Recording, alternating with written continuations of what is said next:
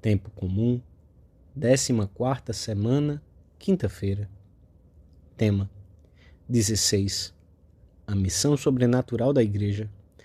Pontos a meditar. 1.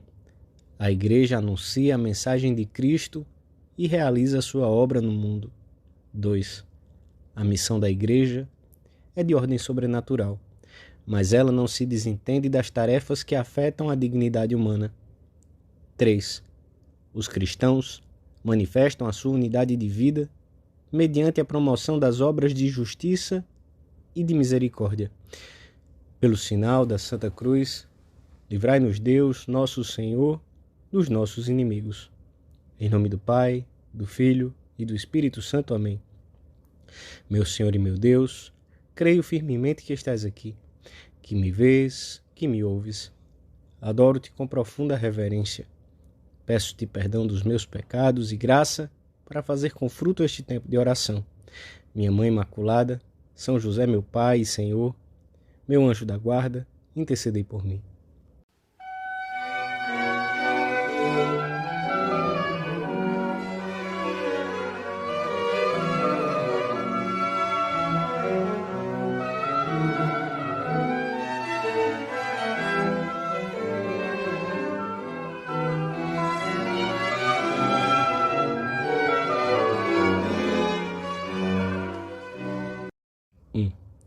Jesus consuma a obra da redenção com a sua paixão, morte e ressurreição.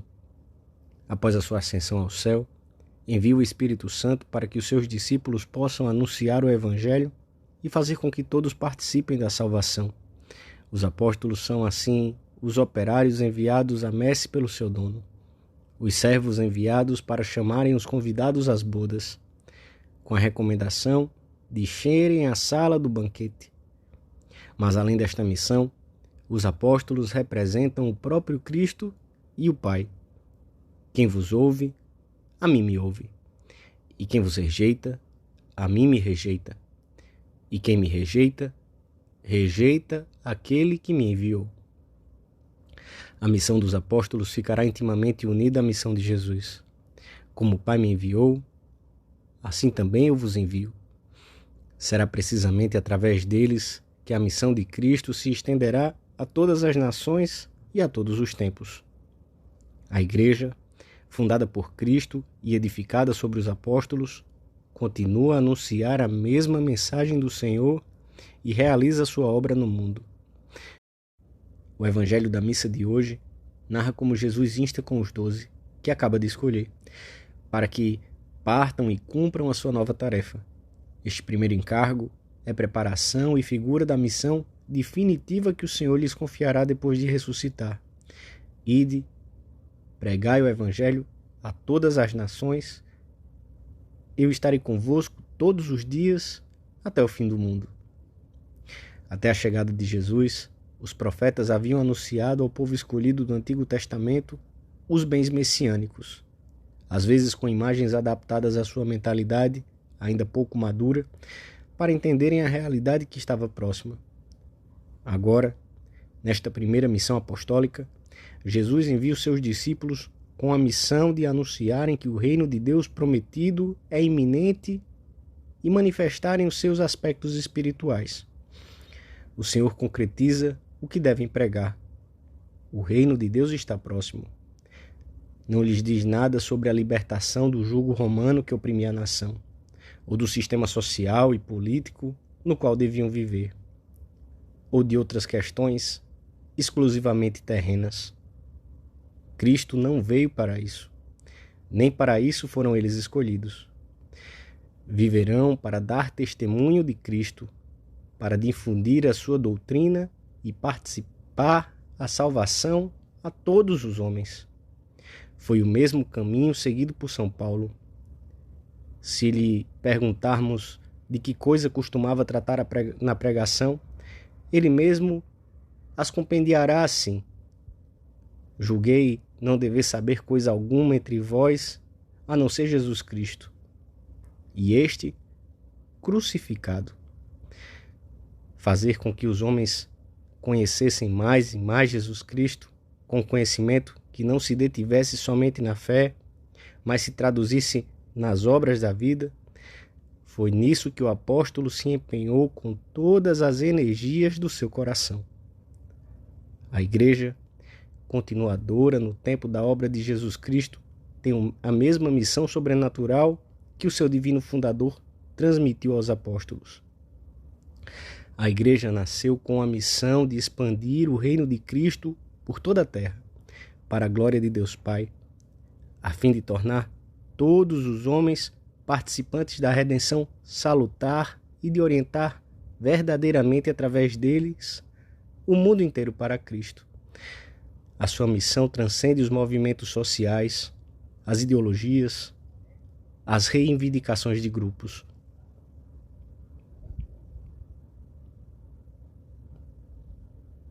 Dois. Ide e pregai que o reino de Deus está próximo. A missão da nossa mãe, a igreja, é dar aos homens o tesouro mais sublime que podemos imaginar, conduzi-los ao seu destino sobrenatural e eterno, principalmente por meio da pregação e dos sacramentos. Este, e não outro, é o fim da igreja, a salvação das almas, uma a uma. Para isso, o Pai enviou o Filho, e eu vos envio também a vós. Daí, o mandato de dar a conhecer a doutrina e de batizar para que a Santíssima Trindade habite pela graça na alma. O próprio Jesus nos anunciou: eu vim para que todos tenham vida e para que a tenham em abundância. O Senhor não se referia a uma vida terrena cômoda e sem dificuldades, mas a vida eterna. Veio libertar-nos principalmente daquilo que nos impede de alcançar a vida definitiva, do pecado, que é o único mal absoluto. Desse modo, dá-nos também a possibilidade de superar as múltiplas consequências do pecado neste mundo, a angústia, as injustiças, a solidão, ou de suportá-las por Deus com alegria, quando não se pode evitar, convertendo a dor em sofrimento fecundo que conquista a eternidade. A igreja não toma partido por opções temporais determinadas, como também não o fez o seu mestre. Aqueles que, sem fé, o viram quase sozinho na cruz, puderam pensar que tinha fracassado, precisamente por não ter optado por uma das soluções humanas. Nem os judeus, nem os romanos o seguiram. Mas não, foi precisamente o contrário. Judeus e romanos, gregos e bárbaros, livres e escravos, homens e mulheres, sãos e enfermos, todos vão seguindo esse Deus feito homem, que nos libertou do pecado para nos levar a um destino eterno, o único em que se cumprirá a verdadeira realização, liberdade e plenitude do homem, feito à imagem e semelhança de Deus, e cuja aspiração mais profunda suplanta qualquer tarefa passageira, por mais nobre que seja. A igreja tem como missão levar os seus filhos para Deus, para o seu destino eterno. Mas não se desentende das tarefas humanas. Pela sua missão espiritual, anima os seus filhos e todos os homens a tomarem consciência da raiz de que provém todos os males, e insta-os a pôr remédio a tantas injustiças, às deploráveis condições em que vivem muitos homens e que são uma ofensa ao Criador e à dignidade humana. A esperança do céu não enfraquece o esforço pelo progresso da cidade terrestre, mas, pelo contrário, dá-lhe sentido e força. Convém, certamente, distinguir cuidadosamente progresso terrestre e crescimento do reino, que não são da mesma ordem. No entanto, tal distinção não é uma separação, pois a vocação do homem para a vida eterna não suprime, antes confirma a sua missão de pôr em ação as energias e os meios que recebeu do Criador para desenvolver a sua vida temporal. Nós somos corredentores com Cristo e devemos perguntar-nos se levamos aos nossos familiares e amigos o dom mais precioso que temos, a fé em Cristo, e se, ao lado deste bem incomparável, nos sentimos animados. A caridade de Cristo urge-nos a promover à nossa volta um mundo mais justo e mais humano.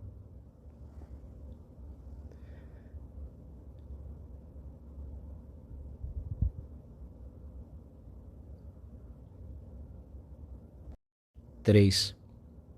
Curai os doentes, ressuscitai os mortos, sarai os leprosos.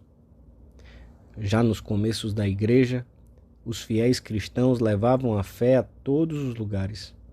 E já a partir daqueles primeiros momentos, uma multidão de cristãos tem dedicado as suas forças e a sua vida à libertação de todas as formas de opressão e à promoção da dignidade humana. A experiência dos santos e o exemplo das suas inúmeras obras a serviço do próximo constituem um estímulo e uma luz para as iniciativas libertadoras que hoje se impõem, talvez com mais urgência que em outras épocas. A fé em Cristo move-nos a sentir-nos solidários com outros homens nos seus problemas e carências, na sua ignorância e falta de recursos econômicos. Esta solidariedade não é um sentimento superficial pelos males de tantas pessoas que estão perto ou longe, mas a determinação firme e perseverante de empenhar-se pelo bem comum, quer dizer, pelo bem de todos e cada um, para que todos sejamos verdadeiramente responsáveis por todos. A fé leva-nos a sentir um profundo respeito pelas pessoas, por todas as pessoas, a nunca permanecer indiferentes diante das necessidades alheias. Curai os doentes, ressuscitai os mortos, sarai os leprosos, expulsai os demônios. O seguimento de Cristo manifestar-se-á em obras de justiça e de misericórdia, no interesse por conhecer os princípios da doutrina social da Igreja e por levá-los à prática em primeiro lugar no nosso próprio ambiente.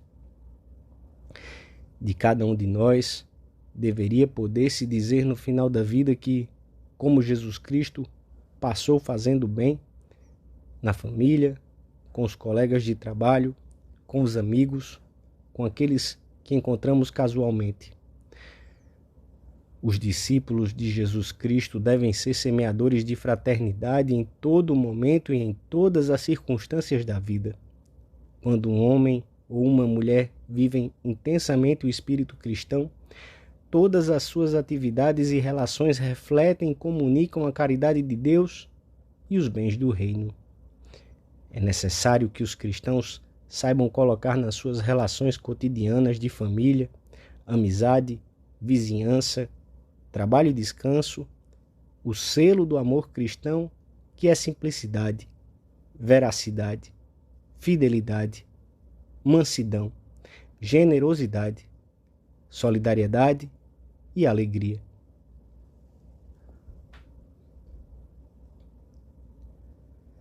Dou-te graças, meu Deus, pelos bons propósitos, afetos e inspirações que me comunicaste nesta meditação. Peço-te ajuda para os pôr em prática. Minha Mãe Imaculada, São José, meu Pai e Senhor, meu anjo da guarda, intercedei por mim.